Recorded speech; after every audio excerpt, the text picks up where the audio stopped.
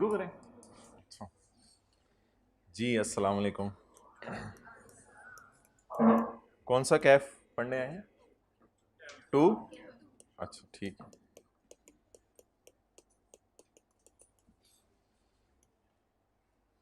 अच्छा, आप में से अगर किसी ने अपना तारुफ कराना है तो क्लास के बाद जो है वो आ जाए और आके अपना तारुफ करा दे। ठीक है, टाइम लग जाएगा सबका तारुफ लेते हुए। वैसे तो कोई तारुफ का मोहताज नहीं है इधर। सारे पीआरसी वाले बैठे हैं, ज़रा हाथ खड़ा करें। अच्छा अच्छा जी, पहले कुछ ऑनलाइन वाले हजरात के लिए, कई दफ़ा आप भी ऑनलाइन में चले जाते हैं, इसलिए सारी चीज़ें ज़रा तसल्ली से सुन लें। ऑनलाइन वालों के लिए व्हाट्सएप ग्रुप में मैं अवेलेबल नहीं हूँगा। एक जूम मीटिंग हुआ करेगी मंडे वाले दिन,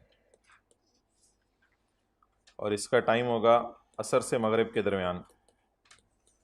तो ये कोई फ़िक्स टाइम नहीं होगा, कभी 4 से 5 की ड्यूरेशन का आपको मैसेज आ जाएगा, कभी 4:45 से 4:45 का, कभी 3:30 से 4:30 का। वो बहरहाल जो भी आपको मैसेज आ जाया करेगा, आपने जो है वो संडे को ये मैसेज देख लिया करना है, या मंडे की सुबह उठ के कि ये मीटिंग किस टाइम है। इन रेयर सर्कमस्टांस अगर आपको मैसेज करा दिया जाए कि ये रात 9-10 बजे के बाद होगी, वो अलग चीज़ है। Once in a blue moon ऐसा भी हो सकता है, लेकिन जनरल टाइमिंग जो है वो यही होगी। तो जो आपको सवाल आते रहे आप उनको नोट करते रहिएगा, और फिर मंडे के दिन इनको जो है वो पूछ लीजिएगा। ग्रुप के अंदर आपकी अवेलेबिलिटी व्हाट्सएप ग्रुप में इसलिए ज़रूरी होगी कि उसमें आपने जो क्यूरीज़ होंगी वो अपने दोस्तों से अगर पूछनी है पूछ लें, लेकिन उसके लिए कंपनी ज़िम्मेदार नहीं होगी। तो वो मुझे नहीं पता वो सही रिप्लाई करेंगे या आपको नहीं, लेकिन इन एनी केस ग्रुप के अंदर बाकी डिटेल्स और अनाउंसमेंट्स जो हैं वो शेयर की जाएंगी।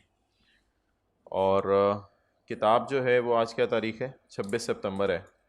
2-3 दिन तक पहले तो आई कैप की किताब नहीं आई थी, अभी शायद आ गई हो, लेकिन पता नहीं, मेरा नहीं ख्याल अभी भी आई हो। तो क्योंकि बजट आया, लॉ में चेंजेस हुई हैं, इस वजह से आई कैप की किताब जब आएगी तो उसके बाद 15-20 दिन हमें भी लगेंगे फ़ाइनलाइज़ करने में। तो अप्रॉक्सीमेटली 3 वीक्स जहन में रखें। उसमें हमें नोट्स में ही चलना पड़ेगा। अब ऑनलाइन वालों को प्रिंट आउट निकालना पड़ेगा नोट्स का, जहाँ से भी लोकल एरिया में अवेलेबल है फैसिलिटी प्रिंट की। बेहतर है ऑनलाइन वाले तो प्रिंटर ही ले लें। अब जब इतनी क्लासें ऑनलाइन ले रहे हैं तो मोबाइल से तकरीबन 2-3 गुना सस्ता है। अच्छा, और दूसरा ये कि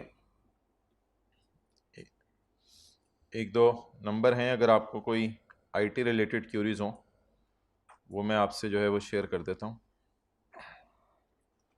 इसमें कोई चेंज आई तो आपको ग्रुप्स में बता दिया जाएगा, या अगर आप ग्रुप्स में ऐड नहीं हैं तो भी इन नंबर पर रब्ता कर लें। अच्छा, जब आप ये कभी भी व्हाट्सएप करते हैं, आप लोगों का भी तजर्बा होगा, तो आप यानी ऑफिस टाइमिंग में करते हैं, सुबह आके मिसाल के तौर पे 9 बजे, तो आप ये एक्सपेक्ट करते हैं आप 10 बजे तक हमें रिप्लाई आ जाए। हालांकि पिछली शाम को 5 बजे से लेकर सुबह 9 बजे तक कोई 100-150 मैसेज इस नंबर पे आया होता है। अब वो जब क्यू में लेके चल रहे होते हैं और रिप्लाई कर रहे होते हैं, वैसे किसी जगह पे आप जाएं आपको क्यू लगी हुई नज़र आ जाती है, लेकिन ऑनलाइन में जो क्यू लगी हुई है वो आपको नज़र नहीं आ रही। तो इसलिए इट मे टेक टाइम।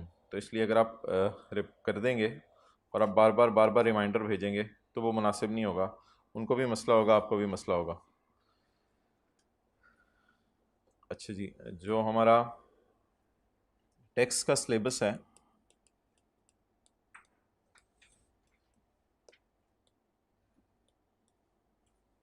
इसमें फर्स्ट 3 चैप्टर्स हैं। अच्छा, ये ज़्यादा जो आज लेट आए हैं ये इंशाल्लाह इसी तरह करेंगे पूरे सेशन में। सर्दियों में धुंध भी हो जानी है, तो अब आपका अपना डिसीजन है। आपने 7:30 बजे लिए क्लास में एडमिशन लिया है तो सोच के लेना था। हमारे कुछ इंट्रोडक्शन के चैप्टर हैं,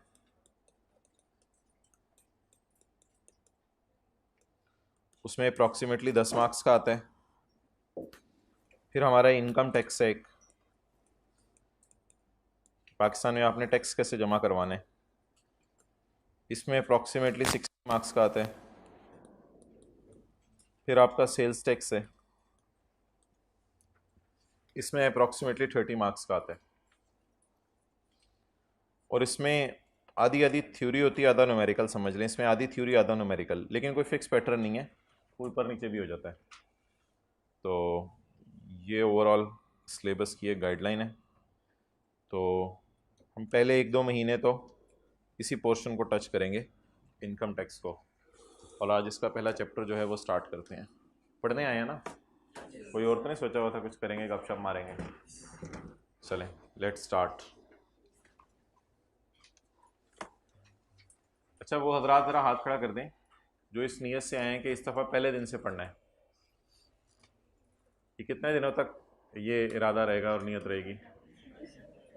क्या 1 हफ्ता? पेपर तक? पूरे सेशन वाले पूरे सेशन यही नीयत रखेंगे? सोच के हाथ खड़ा करें। ये नीयत पीआरसी में की थी और ये नीयत पूरा सेशन कायम रही? 1, 2, पौने 3, 4:30। ये नीयत एफएससी में की थी और पूरा सेशन कायम रही?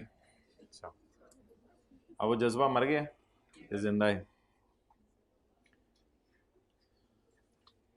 अच्छा जी, बुक ऑनलाइन अवेलेबल नहीं होगी, बुक आपको बाय ही करनी पड़ेगी ऑनलाइन वाले हजरात को, लेकिन जब बुक अवेलेबल होगी तो आपको बता दिया जाएगा। अच्छा जी, टैक्स लगाने के लिए किसी भी कंट्री में सबसे पहले हमें टैक्स ईयर का पता होना ज़रूरी है कि आपका टैक्स ईयर कौन सा है। जो आपका टैक्स ईयर होगा उसके मुताबिक आप टैक्स लगाएंगे।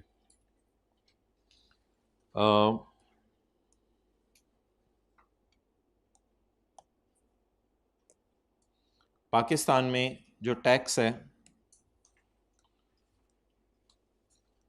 उसका जो ईयर एंड है वो 1 जुलाई से शुरू होता है और 30 जून को ख़त्म होता है, यानी पूरा साल 1 जुलाई से लेके 30 जून पे स्प्रेड होता है। अब अगर हम 1 जुलाई 2022 की बात करें तो ये एंड कब होगा? साल 30 जून 2023। अच्छा जी, आज क्या तारीख है? 26 सितंबर 2022। तो आज हम यहाँ पे कहीं खड़े हैं, जुलाई, अगस्त, सितंबर, अक्टूबर, नवंबर, दिसंबर। ये जैसन नहीं लिखा हुआ, जुलाई, अगस्त, सितंबर, अक्टूबर, नवंबर, दिसंबर, जनवरी, फरवरी, मार्च, बोलना मना किया हुआ घर वालों ने, अप्रैल, मई, जून। बेटा बोलना ना, नज़र लग जाएगी। ओके, आज क्या तारीख है जी? 26 सितंबर।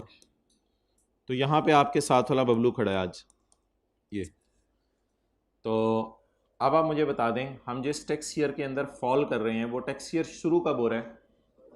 1 जुलाई 2022, 1722, और ख़त्म कब हो रहा है? 30 जून 2023 को। अच्छा, ये जो साल है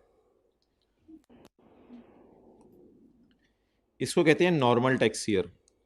क्या कहते हैं? Normal tax year. नॉर्मल होने के लिए 2 शराइत पाई जानी ज़रूरी हैं। एक अब नॉर्मल ना हो, सॉरी, नॉर्मल होने के लिए 2 शराइत पाई जानी ज़रूरी हैं। एक शर्त यह है कि ईयर एंड आपका 30 जून हो, एक शर्त है ईयर एंड आपका, और दूसरी शर्त है 12 महीने का अरसा हो। दूसरी शर्त क्या है? अब देखें, ये दोनों बातें इसमें पाई जा रही हैं डायग्राम में। क्या ईयर एंड 30 जून है? तो कभी आपने किसी ने सुना क्लास में जो बैठा हुआ है कि जून में हुकूमत का बजट आ गया है? हाथ खड़ा करके बताएं, कभी सुना हो जून में हुकूमत का बजट आ गया है? तो जून जुलाई में हुकूमत का बजट आता है, इसका मतलब है जो हमारी हुकूमत है उसका ईयर एंड दिसंबर नहीं है, बल्कि हुकूमत का ईयर एंड पाकिस्तान में क्या है? 30 जून। और हुकूमत की जितनी पॉलिसीज़ बनती हैं, जो कुछ भी होता है, वो किस ईयर एंड के एतबार से होता है? 30 जून के एतबार से। तो नॉर्मल टैक्स ईयर एक ऐसा टैक्स ईयर है जिसमें 2 करेक्टरिस्टिक्स पाई जाएं। नंबर 1, एक तो इसमें ईयर एंड जो है वो 30 जून का होगा, और दूसरा ये कितने अरसे का होगा? 12 महीने का। नोट कर लें। इसी डायग्राम को हम थोड़ा एक्सटेंड भी करेंगे, ज़रा छोटा सा करके बेशक नोट कर लीजिएगा। इसी तरह आगे फैलाएंगे, फिर आगे फैलाएंगे थोड़ा सा। तो ये जुलाई, अगस्त, सितंबर, अक्टूबर, नवंबर, दिसंबर बेशक बीच में लिखने की ज़रूरत नहीं है, लेकिन कम से कम ये आउटर बॉर्डर्स पे जो लिखा हुआ है ये आप लिख लें।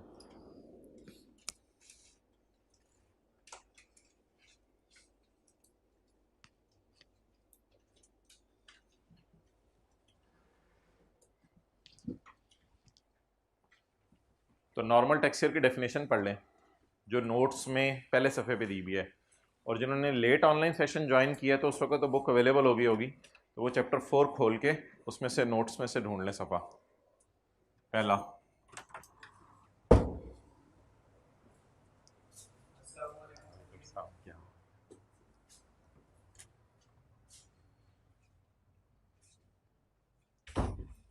भाई मैंने कहा था जगह छोड़ के नोट कर, तूने आगे भी नोट करना है, अब दोबारा नोट कर नीचे करके छोटा सा, थोड़ा सा इधर करके नोट करो ताकि आगे लिखने की जगह बने। अच्छा जी, कुछ हजरात ने आप रजिस्टर खोला है, मेहरबानी भाई आप बताते रहे, मैं आता रहूँगा।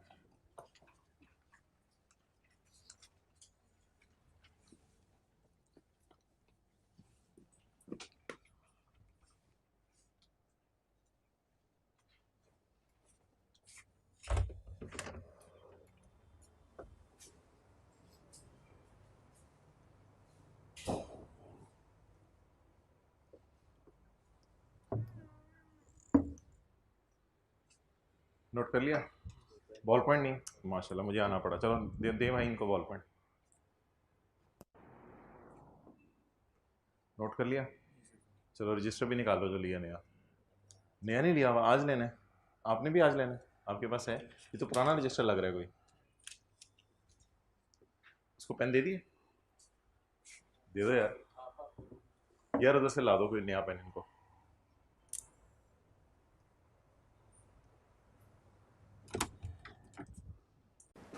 जी नॉर्मल टैक्स ईयर की डेफिनेशन पढ़ ली? द टैक्स ईयर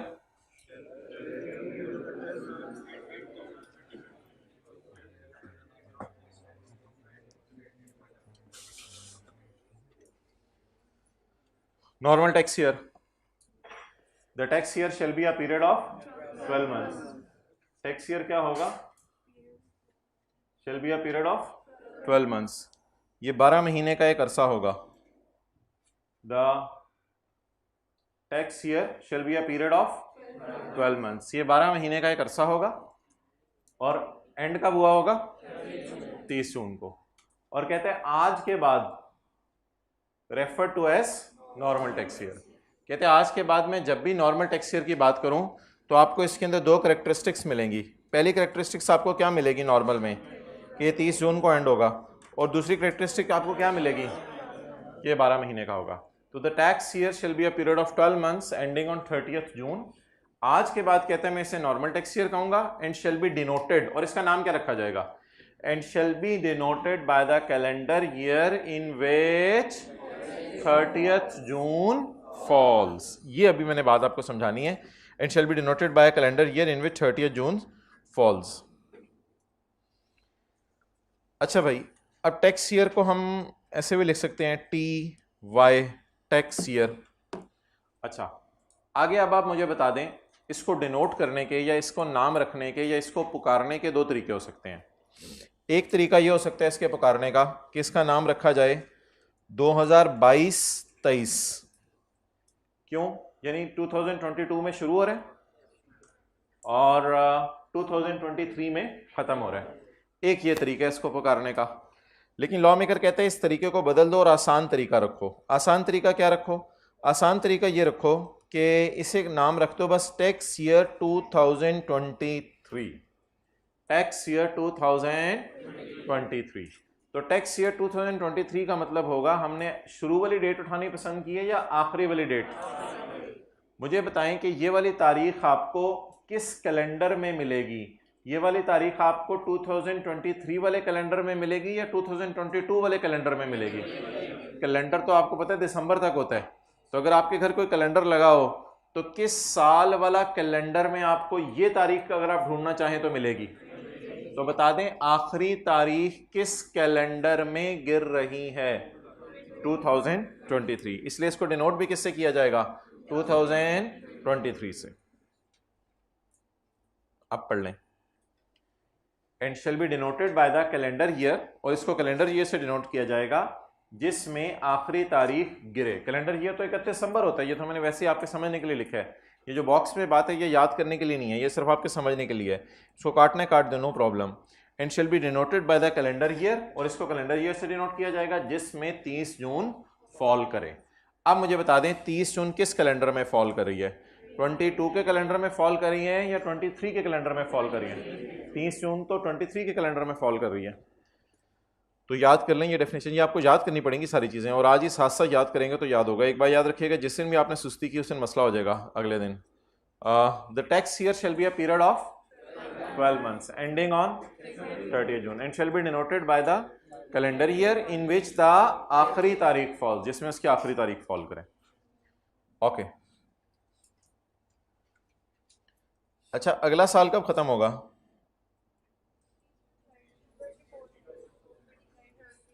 तीस जून 2024। 30 जून 2024 को अगला साल खत्म होगा। अच्छा, ये वैसे शुरू कब हुआ होगा? यकम जुलाई 23, और ख़त्म कब हुआ होगा? 30 जून 24। अच्छा, इसके अंदर देखें वो दो करेक्टरिस्टिक्स पाई जा रही हैं। क्या ये 12 महीने का है? क्या ये 30 जून को एंड हो रहा है? अगर इसमें ये दो करेक्टरिस्टिक्स पाई जा रही हैं तो इसका नाम क्या रखेंगे? Normal tax year. Normal tax year. अच्छा, अगली चीज़ बता दें कि इसकी आखिरी तारीख किस कैलेंडर में गिर रही है? 23 के कैलेंडर में या 24 के कैलेंडर में? तो इसे क्या कहा जाएगा? Tax year 2024, tax year 2024। Clear? Okay. अब ऐसा होगा कि एक साहब गवर्नमेंट से जाके, एक ही दफा मैं नोट करने का टाइम दूंगा सबर, एक साहब गवर्नमेंट से जाके रिक्वेस्ट करेंगे। क्या रिक्वेस्ट करेंगे? ये भी 12 महीने थे, ये भी 12 महीने। एक साहब गवर्नमेंट से जाकर रिक्वेस्ट करेंगे कि आप मुझे मेरा ईयर एंड 31 मार्च करने दो। क्या करने दो? ईयर एंड मेरा 31 मार्च। अब इनको हुकूमत की तरफ से इजाज़त मिल जाएगी, इनका ईयर एंड 31 मार्च को एंड होगा। ये कौन सा 31 मार्च होगा? ये कौन सा 31 मार्च होगा? 31 मार्च कौन सा होगा? हाँ, क्योंकि 31 मार्च 24 तो इस दिन गुजर चुका। अब 31 मार्च 24 तो हो नहीं सकता। 31 मार्च 24 तो इस दिन आया होगा ना। तो 31 मार्च 24 अगर इस दिन आया होगा तो ये 31 मार्च 25 बनेगा। 31 मार्च 25 बनेगा। क्लियर? अच्छा, ये कितने महीने के? जुलाई अगस्त, कर लें उंगलियों की पोरें, घर तो नहीं छोड़ा है। जुलाई अगस्त सितंबर अक्टूबर नवंबर दिसंबर जनवरी फरवरी मार्च।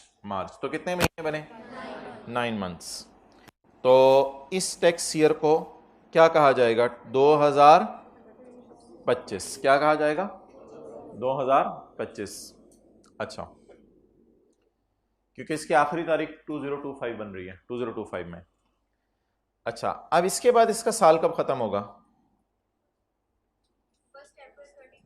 31 मार्च कर लें। 31 मार्च, क्योंकि अब इसने इजाज़त ले लिया हुकूमत से कि मुझे स्पेशल तरीके से चलने दो। 31 मार्च 2026। तो 31 मार्च 2026 को इसका अगला साल जो है वो ख़त्म हो जाएगा। क्लियर?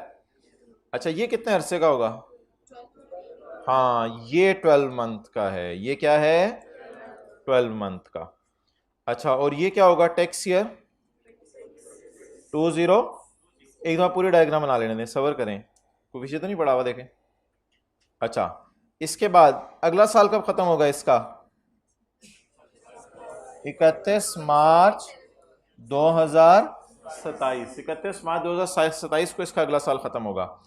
ये जो होगा ये कितने महीने का होगा? इसको कैसे डिनोट किया जाएगा? सबर, टैक्स ईयर 2027। अच्छा, अब इसका नाम क्या होगा? इसका नाम होगा स्पेशल। नॉर्मल या स्पेशल? स्पेशल। इसका नाम क्या होगा? तो नॉर्मल होते हैं सादा नान और स्पेशल होते हैं तिल वाला नान। तो ये जी हर एक की डेफिनेशन अपनी है। तो ये स्पेशल हो गया, तो ये क्या होगा जी? स्पेशल। क्लियर? बीच में कीमे वाला नान भी आएगा, ट्रांजिशनल। क्या? ट्रांजिशनल। जी आपने और कोई बताना है तो बता दीजिएगा, क्लास के बाद आके पर्ची लिख के मुझे दे दीजिएगा। ट्रांजिशनल। ये ट्रांजिशनल कितने महीने के? 9 मंथ्स का। चलें अब खूबसूरत सा करके साथ वाले के माथे पे नोट कर लें।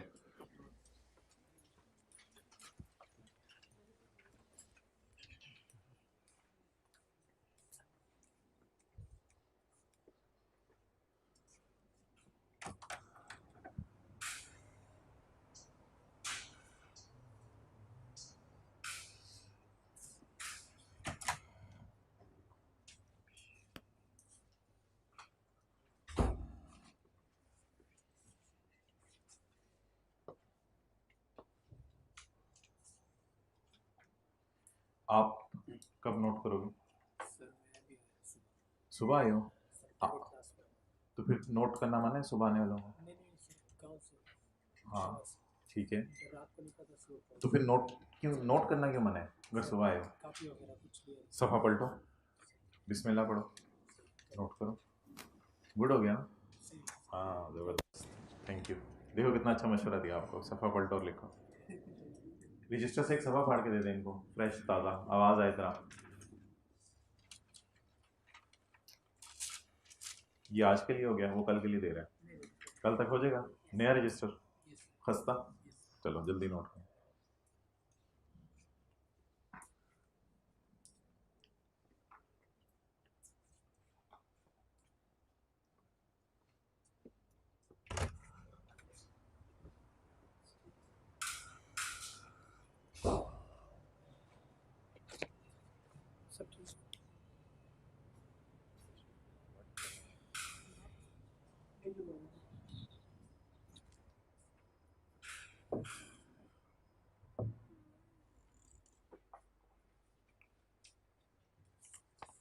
नोट कर लिया आपने? भी कर लिया होगा आप तो, सभा में मिल गया जबरदस्त। भाई तो ने आप नोट करना शुरू किया है मेरे आने पे? सीरियसली बता, अभी आए हो? अच्छा अच्छा,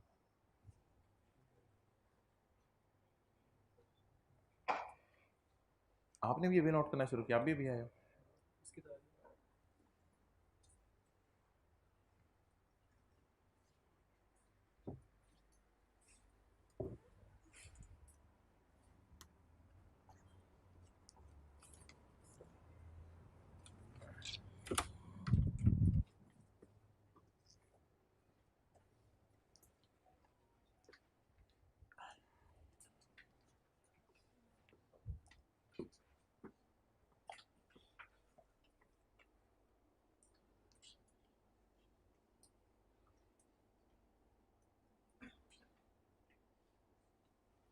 अबू बकर इसका थोड़ा स्क्वीज करो, जो मुझे इधर नज़र आ रहा है उससे कम नज़र आ रहा है उधर। नहीं नहीं, इधर से सेटिंग करनी है, मैं बताऊंगा बाद में।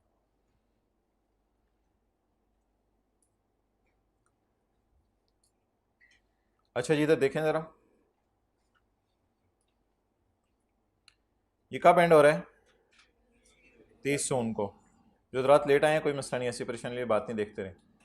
30 जून को कितने अरसे का है, इसलिए इसे क्या नाम देंगे? ये कब एंड हो रहा है? 30 जून को। कितने अरसे का है? 12 महीने का। इसे क्या नाम देंगे? नॉर्मल। जब भी आप 30 जून से किसी और ईयर एंड पे मूव करना चाहेंगे तो बीच में एक फेज़ आया करेगी जो 12 महीने से हमेशा कम की होगी, वो 15 या 16 या 17 महीने की नहीं होगी। जब भी आप नॉर्मल से स्पेशल टैक्स ईयर की तरफ मूव करना चाहेंगे तो बीच में एक फ़ेज़ आएगी जो 12 महीने से कम की होगी। वो जो 12 महीने से कम की फ़ेज़ होगी उसको ट्रांजिशनल टैक्स ईयर किया जाएगा। जैसे आपने शायद ज़िंदगी में कभी लफ्ज़ सुना हो, ट्रांजिशनल फ़ेज़। तो जब भी आप एक जगह से दूसरी जगह मूव करें तो बीच में ट्रांजिट आता है, जैसे ट्रांजिट फ़्लाइट का लफ्ज़ शायद आपने सुना हो, तो ट्रांजिशनल फ़ेज़। तो जब भी आप नॉर्मल से स्पेशल ईयर की तरफ मूव करना चाहेंगे, यानी आप कहेंगे मेरा ईयर एंड 30 जून नहीं है, इसके अलावा मेरा कोई और ईयर एंड होना चाहिए, तो बीच में एक फेज़ आया करेंगे and that will be called as transitional phase. अब हमने ये सोचा कि हमें किसी वजह से, मजबूरी की वजह से 30 जून के बजाय अपना ईयर एंड शिफ्ट किस पे करना पड़े? 31 मार्च पे। तो बताएं 30 जून 24 के बाद कौन सा 31 मार्च आएगा? 31 मार्च 25।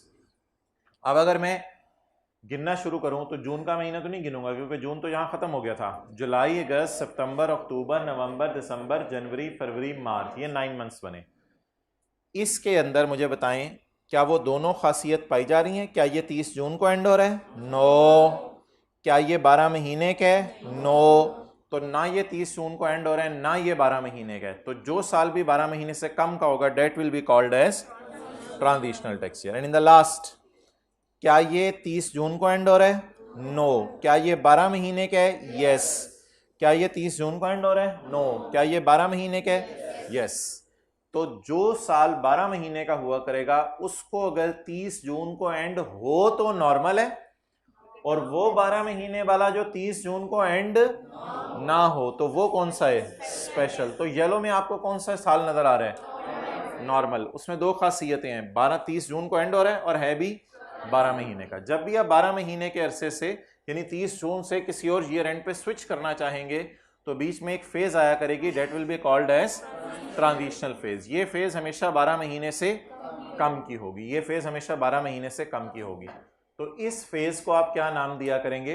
Transitional phase. तो it is transitional phase. 31 March 25 is our transitional year, क्योंकि इसमें 12 महीने का नहीं है। और इस ट्रांजिशन के बाद अब आप दोबारा किसकी तरफ मूव कर गए? Special tax year. Special tax year में दो खासियतें हैं, नंबर 1 ये 12 महीने का होगा और नंबर 2 ये 30 जून को एंड नहीं होगा। अगर आप चाहें तो इसके बाद दोबारा नॉर्मल पे आ सकते हैं, अगर आप चाहें तो इसके बाद दोबारा नॉर्मल पे आ सकते हैं। तो उस पे आने का तरीका भी कल हम देखेंगे। फिलहाल इस मिसाल को इतना ही रखें। ओके, पॉइंट 2,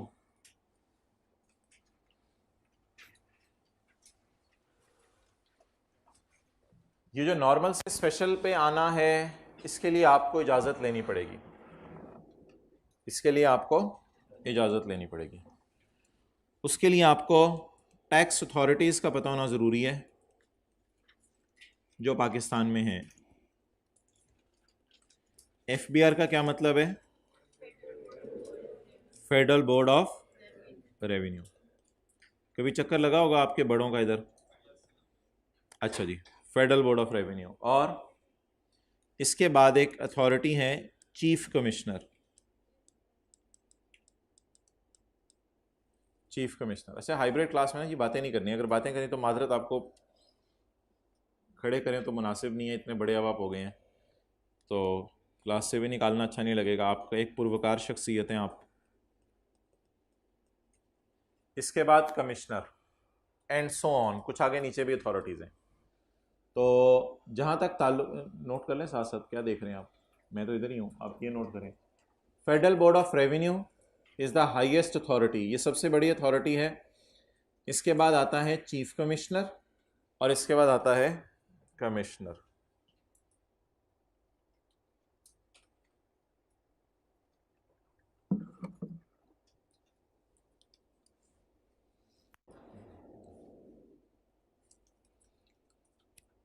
रोज़ाना का रोज़ाना याद करेंगे, रोज़ाना का रोज़ाना पढ़ते रहेंगे और मुनासिब है याद करके लिखते रहेंगे तो मसला नहीं होगा। और जिन हजरात ने लेट ज्वाइन किया ऑनलाइन की वजह से, वो पिछले जितने लेक्चर का पहाड़ उनको नज़र आ रहा है, एज सुन एज कवर करें।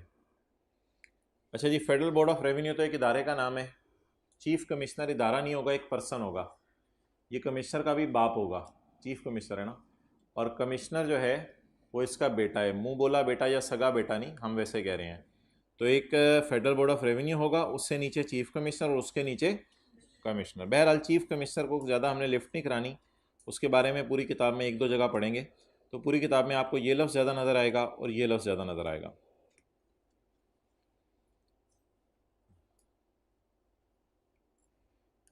Where a person is allowed, जहाँ एक बंदे को इजाज़त मिल जाए, इसका मतलब है आपको जाके इजाज़त लेनी पड़ेगी।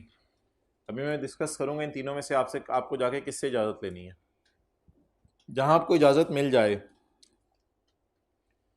To use a 12 month period. ये नोट्स में तो अभी पेज नंबर 1 और इसी नाम से पुकारा जाएगा, लेकिन जिस वक्त किताब आ जाएगी तो वो आप उसका रेलिवेंट पेज पर देख लीजिएगा।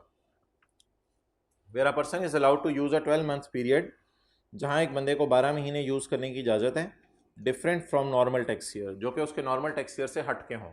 ये 12 महीने उसके नॉर्मल टैक्स ईयर से हट के हैं, क्योंकि नॉर्मल टैक्स ईयर कब एंड होता है? 30 जून को। अभी हम किसकी डेफिनेशन पढ़ रहे हैं? स्पेशल टैक्स ईयर के पढ़ रहे हैं ना, ट्रांजिशनल की तो नहीं पढ़े। ये स्पेशल की है, ये नॉर्मल की है, और नीचे जाके कहीं डेफिनेशन किसकी होगी? तो 3 किस्म के टैक्स ईयर्स हैं, नॉर्मल, स्पेशल और अभी हम किसकी डेफिनेशन पढ़ रहे हैं? स्पेशल टैक्स ईयर की। तो where a person is allowed to use a 12 month period, जहाँ एक बंदे को 12 महीने इस्तेमाल करने की इजाज़त है, different from normal tax year, normal tax year से हट के। सच period shall B that persons tax year, ये सिर्फ उसी बंदे के लिए हमने टैक्स ईयर बनाया अलग से। आज के बाद इसका नाम क्या रखा जाएगा? Special tax year, and shall be denoted by the calendar year. अच्छा, ये जो बात है ना, ये वाली, जिसको मैंने अभी काली पट्टी बना के मिटा दिया है।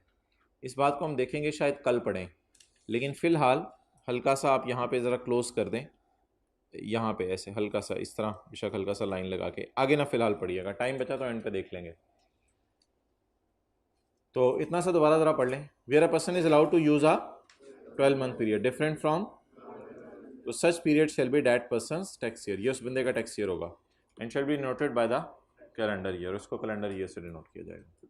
आगे जो लिखा है उसको मैं पढ़ूंगा। अच्छा, ये आप लोगों ने नहीं पढ़ना अभी, इसको नहीं पढ़ना, ये कल की क्लास के बाद समझ आएंगी चीज़ें आगे। अच्छा, एक होगा पर्सन, एक होगा class of persons.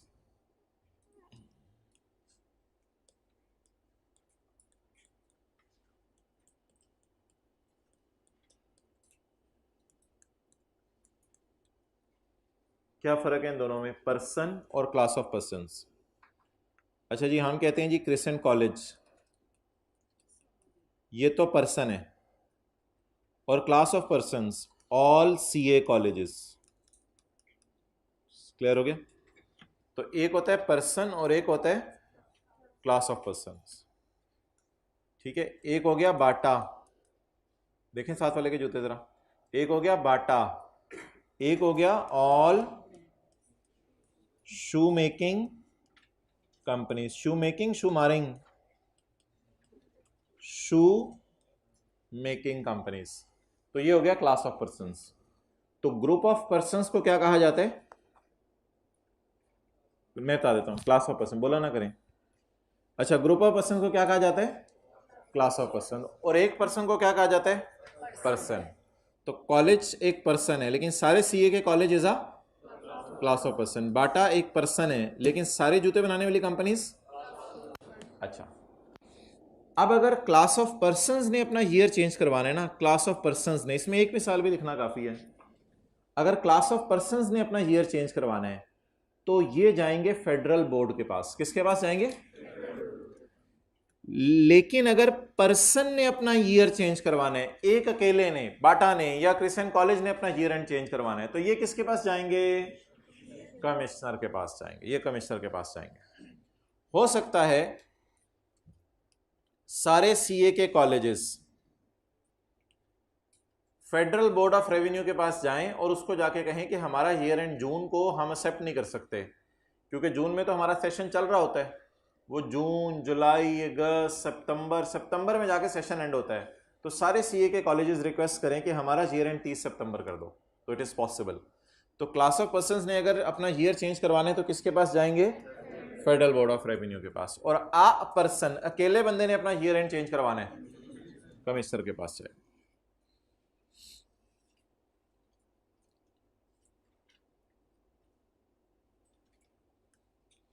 The board, board से क्या मुराद है? White board.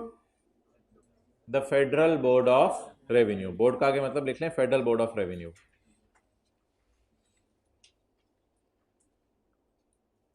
The federal board of revenue, the federal board of revenue in case of class of persons, federal board of revenue in case of class of persons having a special tax year, जिनका कौन सा tax year चल रहा है?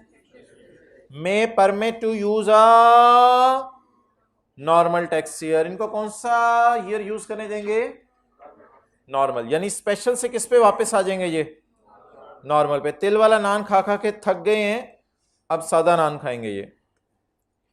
And in case of class of persons having अ सादा नान, जो सादा नान खा खा थक गए हैं, मे परमिट टू यूज अ तिल वाला नान, और इनको तिल वाले नान की तरफ आने की इजाजत दी जाएगी। तो दोनों की इजाजत है, सादे से तिल पे भी आ सकते हैं, तिल से सादे पे भी जा सकते हैं, एज यू मे विश,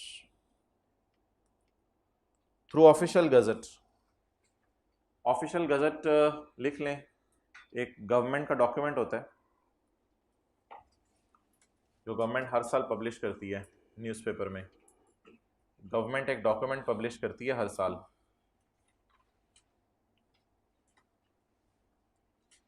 जैसे कोई रिजल्ट वगैरह लोगों के आते हैं हर साल, तो गवर्नमेंट एक डॉक्यूमेंट इशू करती है हर साल।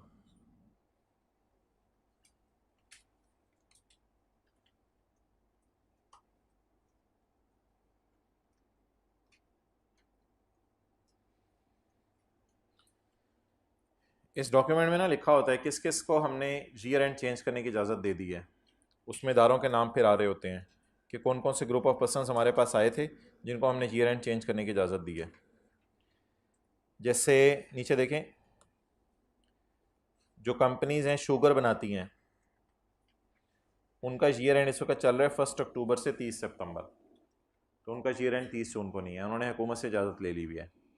इंश्योरेंस कंपनीज हैं और बैंक्स हैं, उनका ईयर एंड है 31 दिसंबर। अक्सर बैंक्स में 1 जनवरी को छुट्टी होती है क्योंकि 31 दिसंबर उनका ईयर एंड होता है, तो 1 जनवरी को उन्होंने अपने रिकॉर्ड सारे कंपाइल करने होते हैं। तो इसलिए ये मुख्तलिफ लोग हैं जिनको हुकूमत ने इजाज़त दे दी हुई है, ग्रुप ऑफ पर्सनस को, कि सारे बैंक्स का ईयर एंड 30 जून नहीं होगा बल्कि इनका ईयर एंड क्या होगा 31 दिसंबर। तो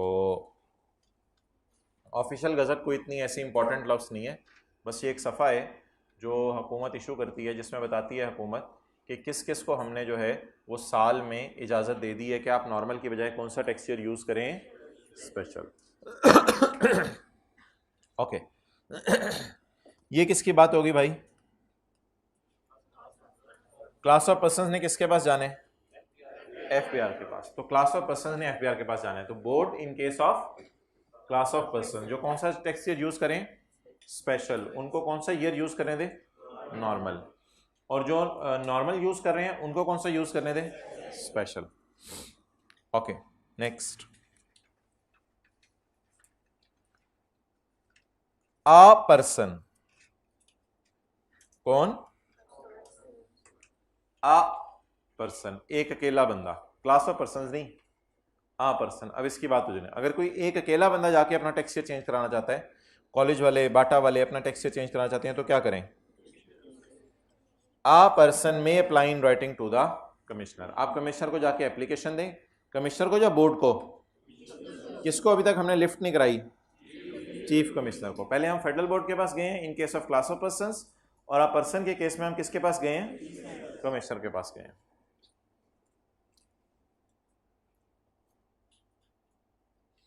A person may apply in writing to commissioner to allow him to use a 12-month period other than normal tax year।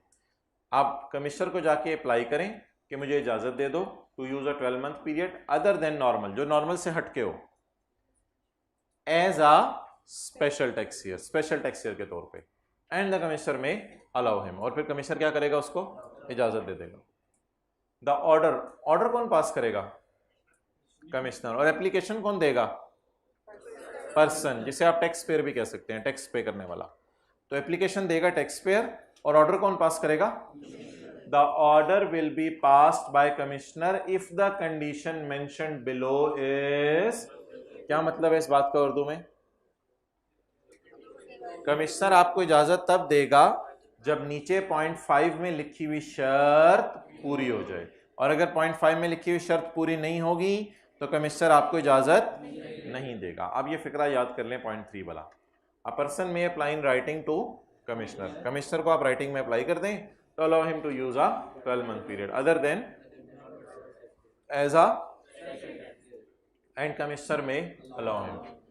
The order, आगे लिखें by commissioner, the order by commissioner लिखा हुआ है वैसे तो आगे भी, will be passed by commissioner, the order by commissioner will be passed by commissioner if the condition mentioned below is, वो कंडीशन अभी हम थोड़ी देर में देखते हैं। 0.4 पढ़ लें।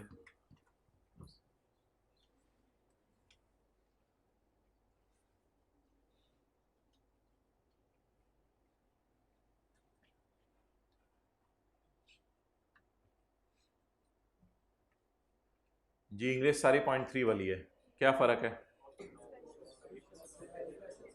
A person using a special tax year may apply in writing to allow him to use a normal tax year। आपसे किससे किसकी तरफ जा रहे हैं? 0.3 में कहां जा रहा था? नॉर्मल से, और अब कहां जा रहे हैं? स्पेशल से नॉर्मल की तरफ। A person using a special tax year may apply in writing to commissioner to allow him to use a, and the commissioner में, और फिर कमिश्नर मुनासिब समझे तो उसको इजाजत दे देगा। द ऑर्डर, ऑर्डर कौन पास करेगा? The order will be pass by the commissioner if the condition mentioned below is fulfilled. अगर नीचे वाली कंडीशन पूरी की पूरी फुलफिल हो गई है, अब वो कंडीशन क्या है, वो शर्त क्या है जो पूरी होगी जिसके बाद आपको नॉर्मल से स्पेशल या स्पेशल से नॉर्मल पे जाने की इजाजत मिलेगी। The commissioner shall grant the इजाजत to change the tax year from सादा टू तिलवाला और तिलवाला टू सादा इफ द बंदा हैज शोन अशद जरूरत, अगर उसने क्या शो की है, कंपेलिंग नीड शो की है, मेरी जान निकल जाएगी, मेरा सांस रुक रहा है, मेरा टैक्स ईयर बदल दो, 30 जून की बजाय 31 मार्च कर दो, मुझे होल उठ रहे हैं। Only if the person has shown अगर आपने कोई अशद जरूरत शो की है तो आपको साल बदलने की इजाजत है, वरना सबका साल पाकिस्तान में कब एंड हुआ करेगा टैक्स वालों की नजर में, 30 जून को। कंपेलिंग नीड क्या हो सकती है, कंपेलिंग नीड हो सकती है कि हमारी कोई पेरेंट कंपनी का ईयर एंड 31 मार्च है। मिसाल के तौर पे पाकिस्तान में होंडा एटलस कार्स है, अब उसकी एक मेन कंपनी जापान में है, जापान की जो होंडा कार्स है, तो जापान में होंडा कार्स वाले कहते हैं हमारा ईयर एंड 31 मार्च को है, तो पाकिस्तान में भी फिर होंडा कार को मजबूर किया जाएगा आप अपना ईयर एंड 31 मार्च करो।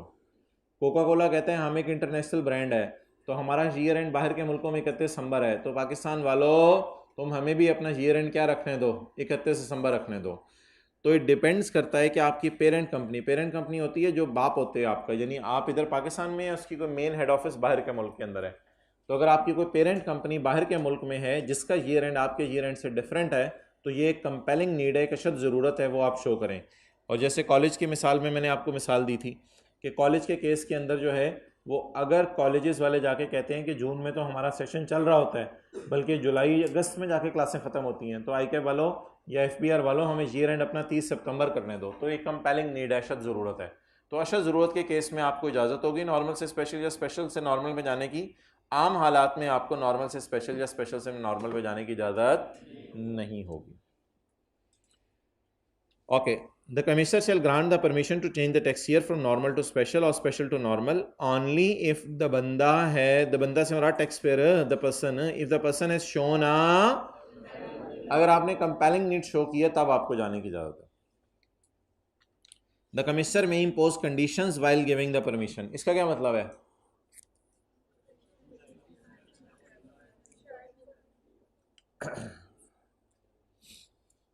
बेटा तुम लेट तो घर आ सकते हो, ठीक है 10-11 बजे तक आ जाया करो, लेकिन अमजद के साथ नजर ना आना आइंदा। तो ये कंडीशन लगी ना, इजाज़त भी दे दी लेकिन साथ कंडीशन भी लग गई, ठीक है। और अमजद को आज के बाद कह दो भाई तुम जाओ, ठीक है। तो जब भी कोई इजाज़त दी जाती है तो उसके साथ क्या लगती हैं, कुछ शराइत लगती हैं। The commissioner may impose conditions while giving permission, तो कमिश्नर इजाज़त देते हुए आपसे क्या लगाएगा, कुछ शराइत लगाएगा। वो शराइत क्या हो सकती हैं, मिसाल के तौर पे आपको मैं इजाज़त 3 साल के लिए दे रहा हूँ, 3 साल तक स्पेशल यूज़ कर लो, 3 साल के बाद दोबारा क्या यूज़ कर लेना, नॉर्मल। तो कोई भी कमिश्नर को मुनासिब समझे तो आपको इजाज़त देते हुए क्या लगा सकता है, कंडीशन लगा सकता है। Commissioner may impose condition, impose condition mean शराइत लगाएगा, वाइल गिविंग द इजाज़त देते हुए।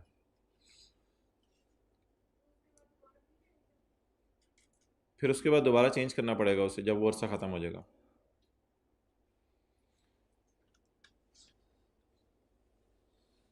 ओके, जब आप इजाज़त के लिए रिक्वेस्ट करेंगे कमिश्नर को तो उसके लिए आप ज़बानी रिक्वेस्ट करेंगे या एप्लीकेशन देंगे, ये हमने क्या पढ़ा है, मे अप्लाई मे। तो अगर आपने नॉर्मल से स्पेशल पे जाना है या स्पेशल से नॉर्मल पे जाना है तो इसके लिए आपको क्या देनी पड़ेगी, एप्लीकेशन देनी पड़ेगी। अच्छा, एप्लीकेशन जब आप दे के आ गए कमिश्नर को तो कमिश्नर अपने कमरे में बैठे बैठे मुंह उठा के ऐसे ही फैसला कर देगा कि मैंने आपको इजाज़त दे दी या नहीं दी, या पहले आपसे कन्वर्सेशन करके बात समझेगा। हाँ, कन्वर्सेशन होगी, ये नहीं होगा कि ऑनलाइन कोई एप्लीकेशन होगी वो आपने जमा करवा दी और ना आपने कमिश्नर का बूथा देखा ना कमिश्नर ने आपका बूथा शरीफ देखा और कमिश्नर ने कहा मैंने इजाज़त दे दी या नहीं दी, ऐसी बात नहीं होगी। पहले आपकी 1 to 1 एक मीटिंग होगी। तो उस मीटिंग का जिक्र करते हैं अब हम पॉइंट 6 में, an order by of a change in, commissioner ने कौन सा ऑर्डर पास करना है, टैक्स ईयर चेंज करने का, कि आज के बाद आपको नॉर्मल से या फिर आज के बाद आपको स्पेशल से, पे जाना है। An order by commissioner of change in tax year shall be passed after providing to the tax payer. Tax payer कौन होगा? पर्सन होगा ना, जैसे बाटा वाले गए हैं या क्रिश्चियन कॉलेज वाले गए हैं। तो an order by commissioner of change in tax year shall be passed after providing to the tax payer an opportunity of being heard. उसकी बात सुनी जाएगी, उसको बात करने का मौका दिया जाएगा। अपॉर्चुनिटी ऑफ बीइंग हर्ड, उसको बात करने का मौका दिया जाएगा। उसके बाद डिसाइड किया जाएगा कि इसको इजाजत देनी है या नहीं देनी। और अगली लाइन पढ़ के जरा मतलब बताएं।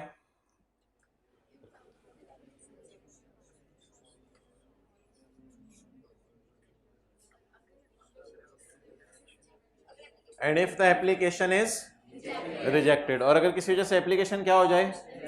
रिजेक्ट हो जाए। The commissioner shall mention in order the reasons for, और अगर किसी वजह से एप्लीकेशन रिजेक्ट हो जाए, रिजेक्ट का क्या मतलब है? आपने नॉर्मल से स्पेशल पे जाने की इजाजत मांगी लेकिन आपको इजाजत नहीं मिली, या आपने स्पेशल से नॉर्मल पे जाने की इजाजत मांगी और आपको इजाजत नहीं मिली, तो ऐसी सूरत के अंदर क्या होगा बताएं?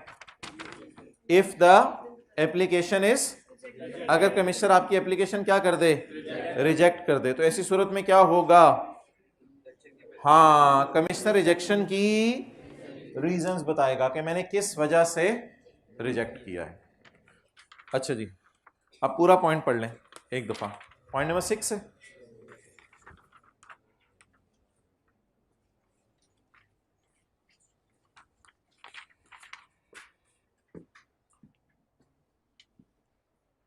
पढ़ें जी। An order by commissioner, commissioner जो ऑर्डर पास करेगा of change in tax year, ये ऑर्डर पास किया जाएगा, shall be passed after providing to the tax payer an opportunity of being heard. उसकी बात सुनी जाएगी, फिर उसके बाद ऑर्डर पास किया जाएगा। If the application is rejected, और अगर आपकी एप्लीकेशन को, यानी आपने नॉर्मल से स्पेशल की इजाजत मांगी, नहीं मिली, ये स्पेशल से नॉर्मल की इजाजत मांगी, if the application is rejected, the commissioner shall mention in order the reasons for rejection. Commissioner ये बताएगा कि मैंने तुम्हें एप्लीकेशन को क्यों रिजेक्ट किया, इसकी ये वजह। ओके, पॉइंट 8 को मैं जरा, पॉइंट 7 है अगला, पॉइंट 7 को पढ़ें।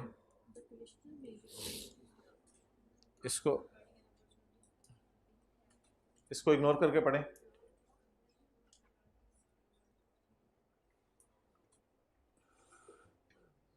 जी बताएं।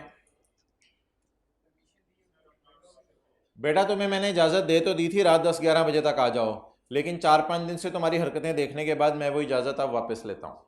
अबू ने कहा बेटा तुझे चित्तर पड़ेंगे, अब तू घर ही बैठा कर, तू शाम को ही घर आ जाया कर, तो ईशा भी मेरे साथ ही पढ़ने जाया कर।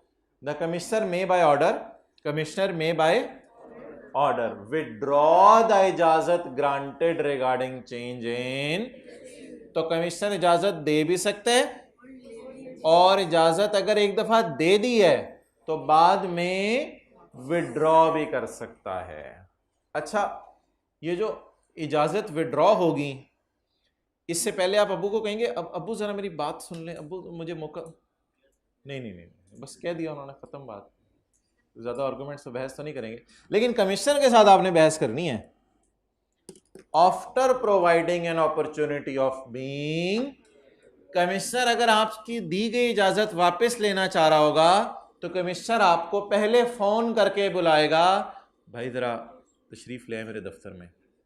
आप डरते दफ्तर में जाएंगे, हाँ जी कमिश्नर आपने बुलाया था मुझे, 4 दिन पहले तो आपने मुझे नॉर्मल से स्पेशल की इजाज़त दी है। कमिश्नर ने कहा तुम वो नहीं हो जिसको मुझे इजाज़त देनी चाहिए थी, और ये मेरी ज़िंदगी की सबसे बड़ी ख़ता हुई कि मैंने तुम्हें इजाज़त दी है, अब मैं दी हुई इजाज़त तुम्हारी वापस लेता हूँ। तो अगर कमिश्नर ने आपको इजाज़त दे दी है तो बाद में दी हुई इजाज़त वापस भी, लेकिन इसके लिए एक शर्त है, आफ्टर प्रोवाइडिंग, आपको एक मौका दिया जाएगा, एन अपॉर्चुनिटी, मौका दिया जाएगा, बीइंग हर्ड, आपकी बात सुनी जाएगी, आपकी बात सुनी जाएगी, उसके बाद कमिश्नर फैसला करेगा कि आपको दी गई इजाज़त विड्रॉ करनी है या नहीं। और अगर हो सकता है आपको लॉजिकल आर्गुमेंट दे दें तो हो सकता है फिर इजाज़त दी गई विड्रॉ ना की जाए। क्लियर मोबाइल वाले भाई? क्लियर? असल में जब ऐसे ना ऐसे देखने लग जाते हो आप लोग और बहुत ज़्यादा अटेंटिव हो जाते हो तो फिर पता चलता है कि वो मोबाइल तो यहाँ से नज़र नहीं आता। अच्छा पढ़ें जी, point number 7, the commissioner may by order, commissioner order pass करके withdraw the permission regarding change in tax year. तो कमिश्नर जो है वो आपको परमिशन जो है वो वापस ले लेगा, दी गई। अच्छा जी, पॉइंट 8 को मैं बाद में पढ़ता हूँ, पॉइंट 9 आसान सा है, ये जरा पढ़ें। ट्रांजिशनल टैक्स ईयर, मरहबा मरहबा, आ जाए भाई। ट्रांजिशनल टैक्स ईयर अपनी ज़रूरतें ना पूरी करके बैठा करें, ऐसे जैसे बस में बैठे हुए हैं, अब उतर नहीं सकते, नीचे उतरे तो बस फिर। Transitional tax year, where tax year of a person changes, जहां एक बंदे का टैक्स ईयर क्या हो जाए, चेंज हो जाए। The period between the end of last tax year prior to end the date on which change the year commences. इस तरफ इंग्लिश के फिक्रे को समझने आपने। What is the end of last tax year prior to change? ये वाला है ना, सॉरी ये वाला। तो what is the, आपको नहीं बुलाया था।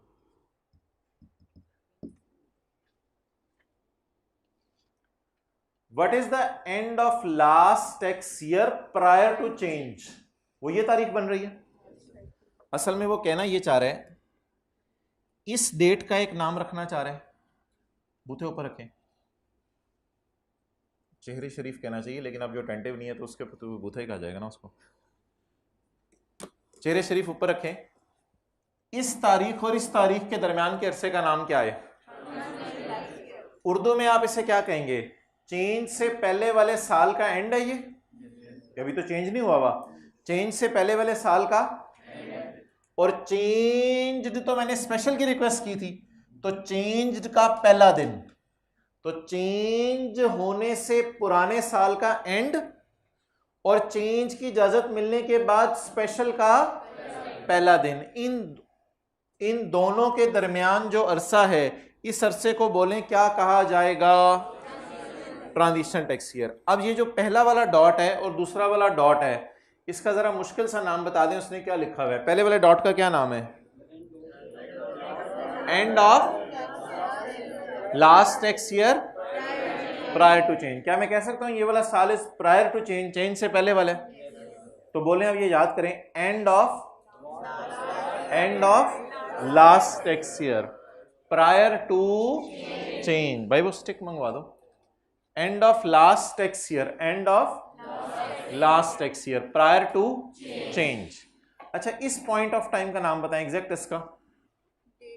डेट ऑन विच चेंज, नहीं चेंज्ड लिखा होगा, date on which changed tax year commences. आप कौन सा नान खा रहे थे? सादा। अब कौन सा खाने? तो मजबूरन बीच में कीमे वाला आ गया है। तो अब इसका पहला और आखिरी पॉइंट क्या बनेगा जरा बता दें।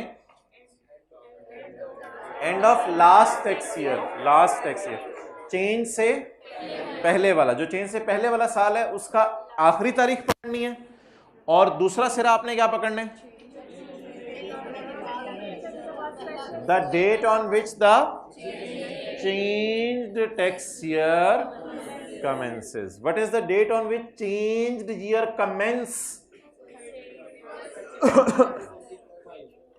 जब हम अप्रैल समझ लें, 31 मार्च कहते हैं, उसमें कोई मसला नहीं।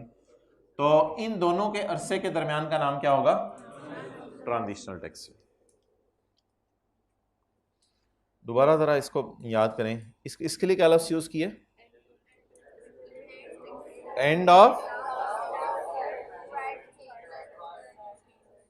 प्रायर टू चेंज, और इसका क्या नाम यूज किया? Date on which changed tax year commences. तो ये दो तरफ फिक्रें अच्छे तरीके से घर में बैठ के अकेले से किचन में याद कीजिएगा। चलें जी आगे पढ़ें आप। Where the tax year of a person changes, the arsa between the end of the last year and the date on which commences. अच्छा डेट क्या बन रही थी वैसे एंड ऑफ लास्ट की? 30 जून 2000। और इसकी क्या बन रही थी?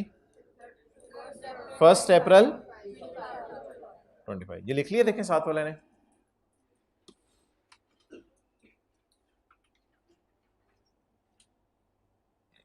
शर्माता तो नहीं साथ वाला लिखने से?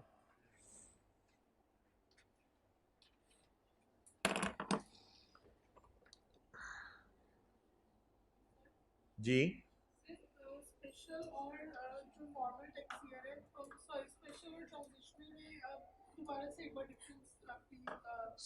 स्पेशल और ट्रांजिशनल तो बड़ा सिंपल सा डिफरेंस है। स्पेशल 12 महीने का होगा और ट्रांजिशनल 12 महीने से कम, बस एक फर्क है।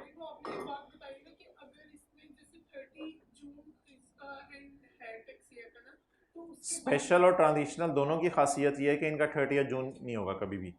30 जून ट्रांजिशनल का कुछ सूरतों में आ सकता है, वो मैं बताऊंगा, एक सूरत में आएगा। लेकिन सिंपल सी बात, जो चीज़ 12 महीने की है और 30 जून को एंड हो रही है वो क्या है? जब भी आप नॉर्मल से स्पेशल में जाएंगे बीच में क्या फेज आएगी? ट्रांजिशनल। ट्रांजिशनल फेज की क्या खासियत है? सिर्फ एक खासियत याद रखनी है, ये 12 महीने से कम का होगा, बस एक खासियत याद रखनी है, ये 12 महीने से। और स्पेशल की क्या खासियत है? हमेशा 12 महीने का होगा और जो ईयर एंड है वो 30 जून नहीं होगा। ओके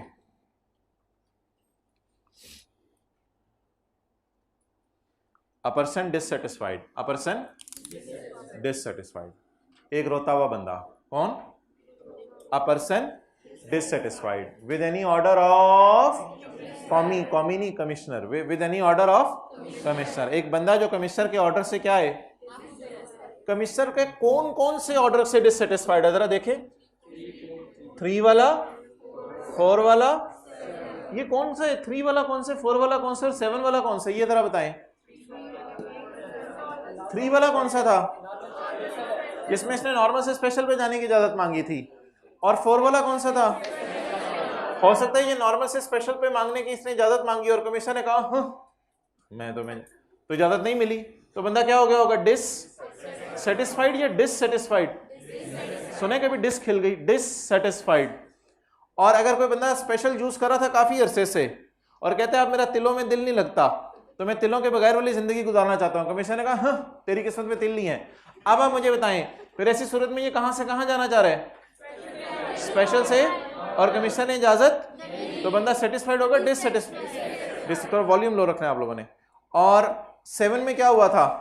कमिश्नर ने इजाजत दे दी थी कि सादा से तिल वाले पे चले जाओ, तिल वाले खाते हुए भी 2-3 गुजरे थे कि कमिश्नर आ गया चलो तिल उतारो, तो ऐसी सूरत में उसने दी हुई इजाजत, तो या तो नॉर्मल से स्पेशल वाली इजाजत ही ना दे पॉइंट 3 में, या 4 में स्पेशल से नॉर्मल वाली, या पॉइंट 7 की रोशनी में दी हुई इजाजत वापस ले ले। तो इन तीनों सूरतों में बंदा क्या बन जाएगा? डिससेटिस्फाइड। अब जो डिससेटिस्फाइड बंदा है वो क्या करे? वो लेट जाए सड़क पे, ये तो लेट गया ना, इधर आ गया, तो वो क्या करे? अ person dissatisfied with order of commissioner. किसके ऑर्डर से डिससेटिस्फाई हुआ है? कॉमी के। कॉमी किधर है? इस ये वाली अथॉरिटी, फेडरल बोर्ड या कमिश्नर? तो अगर एक बंदा डिससेटिस्फाई हो जाए किससे? किससे?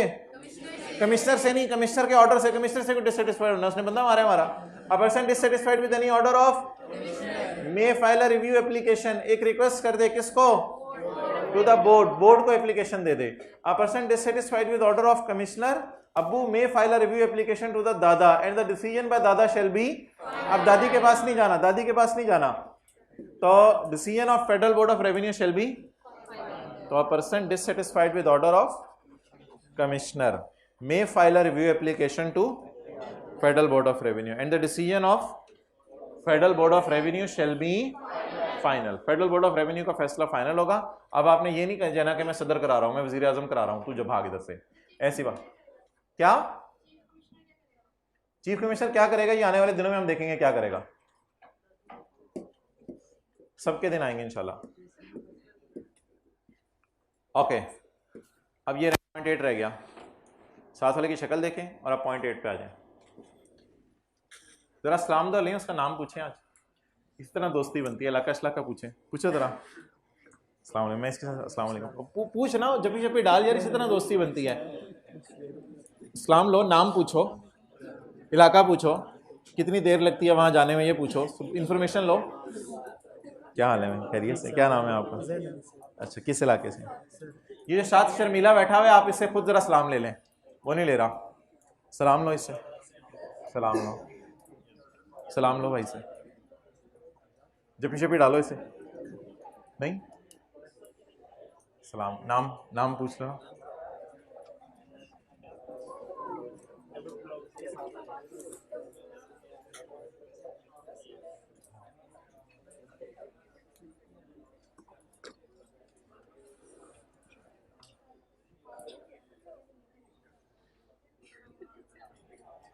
अच्छा, कितने लोगों के साथ ऐसे दोस्त बैठे होते हैं, पीआरसी में भी बैठते रहे हैं, कि पढ़ के लुट में चाहिए होती है और कह रहे होते हैं आजकल पढ़ा नहीं जा रहा मेरे से। ऐसे लोगों से बचा करें, अपनी कंपनी बदल लें। पॉइंट 8,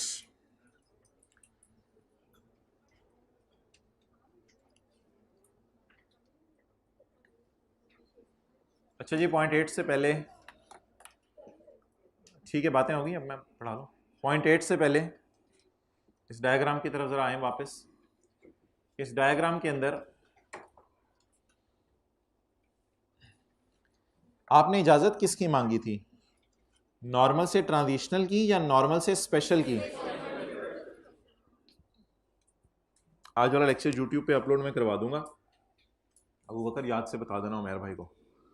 और जो हजरात लेट आए हैं और इन्होंने कसम खा ली है इंशाल्लाह आइंदा मर जाएंगे लेट नहीं आएंगे, तो ये हजरात जो लेक्चर को ना अटेंड कर लीजिएगा, लेकिन it will not be a norm. Norm को क्या कहते हैं उर्दू में? नॉर्म, रिवायत।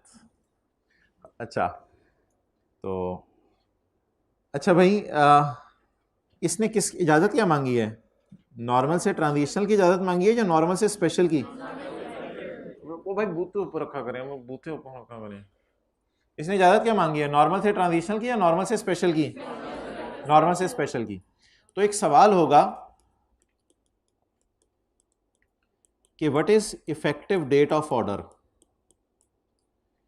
इसको इजाजत कब मिल गई? What is effective date of order? इसको इजाजत कब मिल गई? अब इसमें दो राय हैं, दो राय हैं। एक राय यह है कि इसको इजाजत मिल गई 1 अप्रैल 1 जुलाई 24। ढूंढे ऊपर, ये तारीख नजर आ रही है 1 जुलाई 24, ये वाली बनेगी ना, ये वाली बनेगी ना 1 जुलाई 24, 1 जुलाई 24।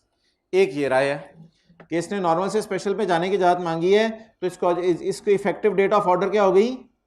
1 जुलाई 24। ऑप्शन 1 ये है जो हमें जवाब में आ सकता है जहन में। ऑप्शन 2 है, मैं कह दूं इफेक्टिव डेट इज 1 अप्रैल 25। क्या है जी इफेक्टिव डेट? तो लॉ मेकर कहते हैं ये नहीं, ये वाली ऑप्शन सही है, 1 अप्रैल 25। असल में आपने इजाजत क्या मांगी है? आपने नॉर्मल से ट्रांजिशनल पे जाने की इजाजत मांगी है या नॉर्मल से स्पेशल पे जाने की इजाजत मांगी है? अगर आपने नॉर्मल से स्पेशल पे जाने की इजाजत मांगी है, इट मींस कि योर इफेक्टिव डेट ऑफ इजाजत या effective date of order is not 1 July 24। ये तारीख क्या है? 1 जुलाई। Effective date is not 1 July 24। Rather you have requested, आपने रिक्वेस्ट की है कि मुझे नॉर्मल से किस पे जाने दें, so the effective date of order is 1 April 25। तो अगर आपसे मैं ये पूछूं कि इसको नॉर्मल से स्पेशल पे चला गया है ये, तो वो कौन सी तारीख है जिससे इसको स्पेशल यूज करने की इजाजत है? तो वो इफेक्टिव डेट क्या होगी? 1 अप्रैल 25। तो जरा इंग्लिश में लिखें, पॉइंट 8 के साथ जाके किताब में, मोबाइल तो नहीं यूज करें, पॉइंट 8 के साथ जाके किताब में लिखें the effective date of order.